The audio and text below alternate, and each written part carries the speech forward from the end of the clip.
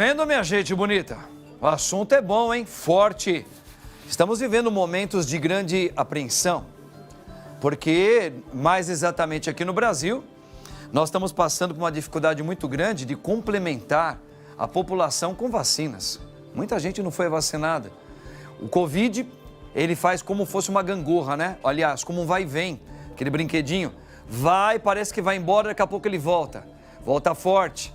Parece que está indo, volta de novo. Então, isso tudo traz o quê? Uma grande ansiedade. Isso muda todo o complexo da nossa vida, no sentido profissional, onde você trabalha, com a sua família, no mercado, onde que você tem que fazer. Veja, não é fácil nós vivermos o tempo que nós estamos vivendo. Por isso, essa somatização que acaba refletindo no físico. Para isso, vamos falar com alguém muito especial. Essa mulher, ela deveria ser de outro planeta, né, Barbá? É ou não é? O que ela tem de pequenininho no tamanho, Deus caprichou na sua estatura intelectual. Espetacular e humilde, hein? Acima de tudo, ela mesma, nossa teóloga, psicóloga, escritora, não tem pra ninguém. É a nossa querida Meire Camia. Meirinha, boa tarde, minha linda. Boa tarde, padre. É, menina. Saudade de você. Pois é. O Barba fala toda hora de você. Quando é que você vai chamar? Eu falei, claro, eu vou chamar. Deixa eu pegar o assunto certinho pra ela. E ó, que bom, hein? Mais uma vez aqui, eu morro Meirinha. de saudade. Que bom. Meirinha, o assunto hoje é somatização. Então eu já vou direto numa pergunta. Ó, como eu sei que você é uma bagagem de intelectualidade, maneira bem sucinta para a gente aproveitar bem. Afinal de contas, o que é a somatização? Ótimo.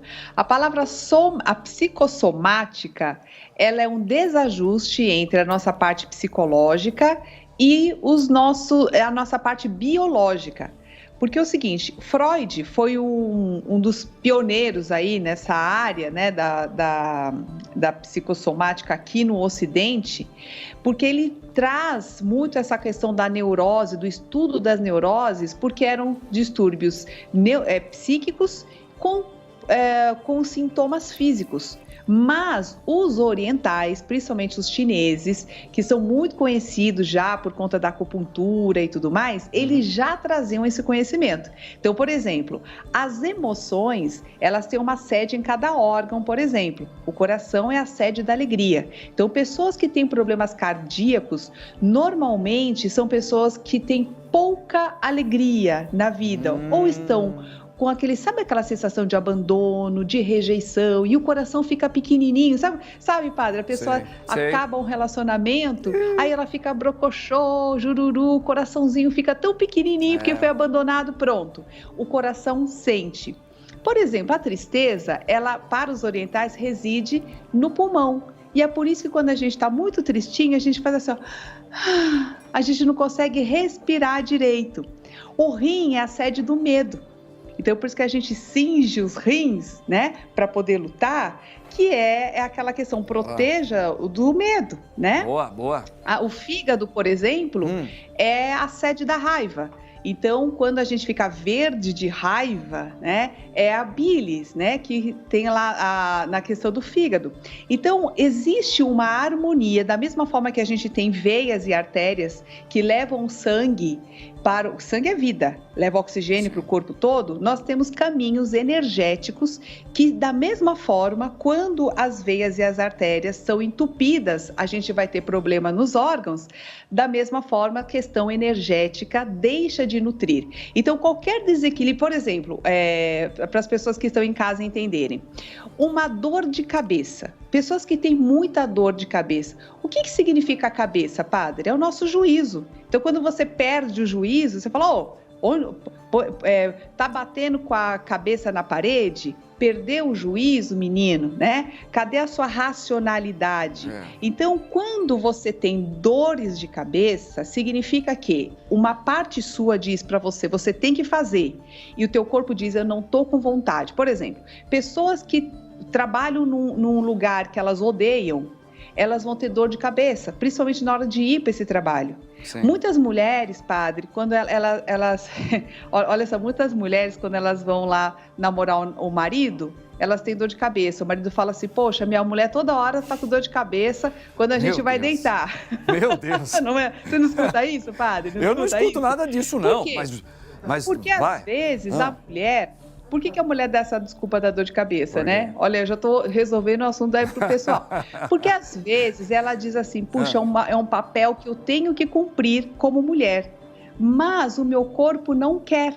Então, neste conflito entre aquilo que eu devo fazer e o que o meu corpo realmente deseja, eu tenho a dor de cabeça.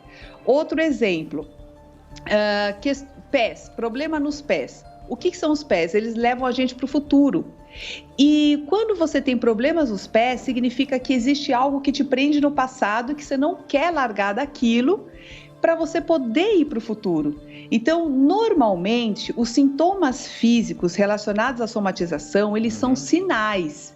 É para você... O que a gente deveria fazer quando você tem sintomas recorrentes desse tipo de problema?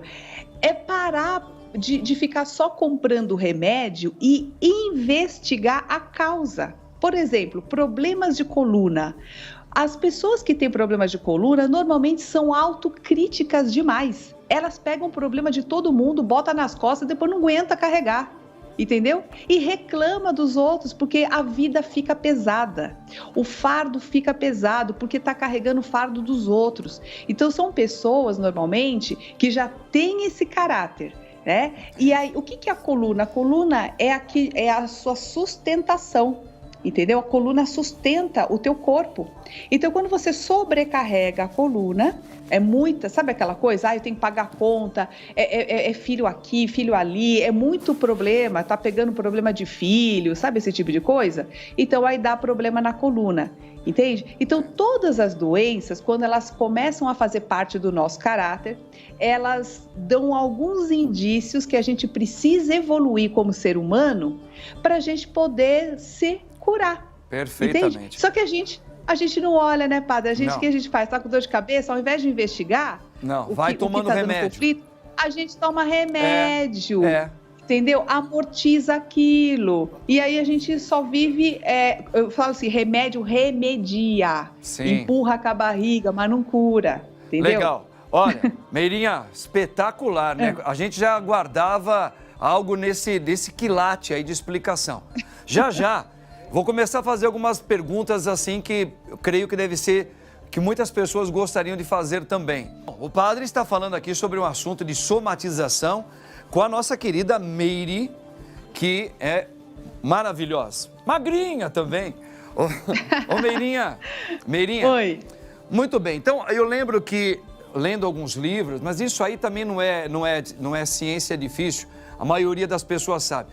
A ciência, antigamente, a medicina, as pessoas começavam a estudar o ser humano justamente pela cabeça mesmo, né? A cabeça sempre foi o órgão onde tem o cérebro, enfim.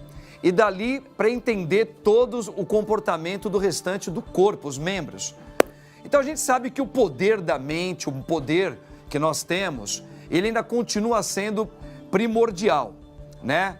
A gente, se uma pessoa está preocupada, você falou, a somatização, ela acaba refletindo no corpo da gente, né? Isso. Isso é uma coisa que inevitável. Ninguém consegue ficar mal das ideias e o corpo sadio.